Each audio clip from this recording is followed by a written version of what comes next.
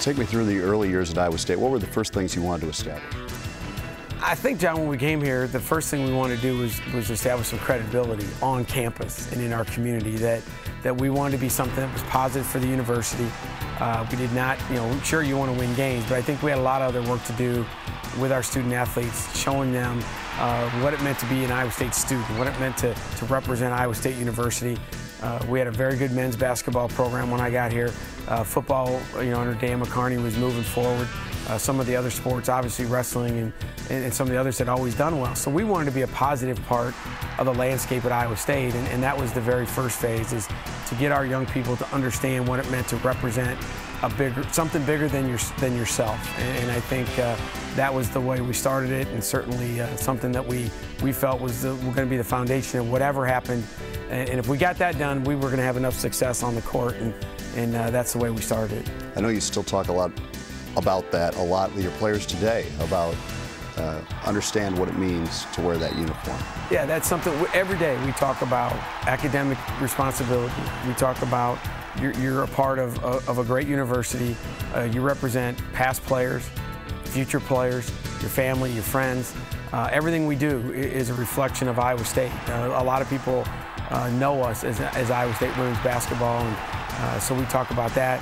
And we certainly talk about how we represent and thank our fan base, the people that have supported us over the years and really found an affinity for what our players have done day in and day out. But I've been very proud of the way they've conducted themselves, and certainly whether you're an Iowa State women's basketball fan or not, I hope you see our program as something that's positive for our state and positive for our university.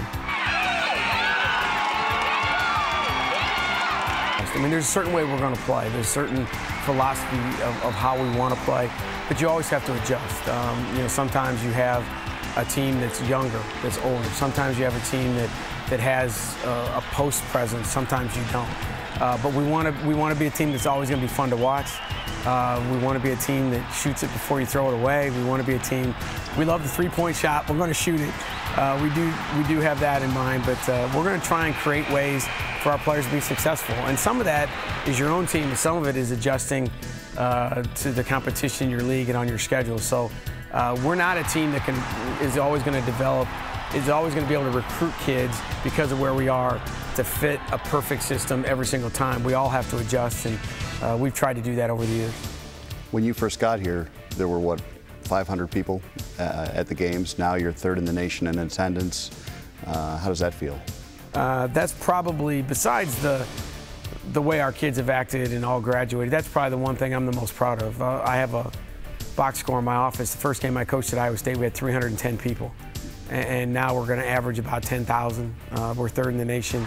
And you're talking about the only two teams ahead of us are Connecticut and Tennessee. Pretty good names in the women's game. But I think it's an amazing the commitment that our fans have made to our team. And that's something that, again, that our players need to understand. We talk about all the time is when you're driving here in the middle of winter and you're spending the money and the time and energy to come to a women's game and to have the passion that they have for our team, our players are lucky. And it's something that they've worked hard for. We've all worked hard at it, tried to develop a program that is family friendly. Our administration has done a great job of trying to keep the costs where families can afford it. And that's what you see a lot of our games. It's family, it's people that kind of love the way the game is played, and I think they can interact with our team. And the one thing I tell people all the time is I think our fans have an emotional attachment to our players. They know them by name. It's we, it's our kids. It's those kinds of things are kind of cool, and especially when you're in a smaller community, that really can foster itself into what's become a really, really special environment at Hilton. Where do you put the ceiling for where this program can go, particularly now when you have a facility like this one? Yeah, I think you never want to have thoughts in your mind that you can't do something. Certainly, everyone talks about Final Fours and national championships, and those things are so hard to get to. And there's limitations that we have here. We understand that. But we've always been of the mindset that let's embrace who we are and not apologize for what we're not. And we believe in what we're doing. We live and work in a great state with great people. It's an honor to say we're a part of a heritage of the state that's had so many successful coaches, athletes, people. So we go out every day. We're going to do the best we can. And what I tell our players every day is, don't allow yourself to be judged just on what happens in one scoreboard, on one game, in one gym, on one given night. Let's evaluate ourselves over the long haul, over the big picture. Did we represent ourselves well, our families, our school, and did we compete at the highest level we could compete? The dream is the same, to take this thing as far as we can and to put Iowa State's name on a national stage as long and as often as we can. And hopefully that means there's always, there's one more game you want to get to, and you always want to win the next one, and that's what we're going to try and do.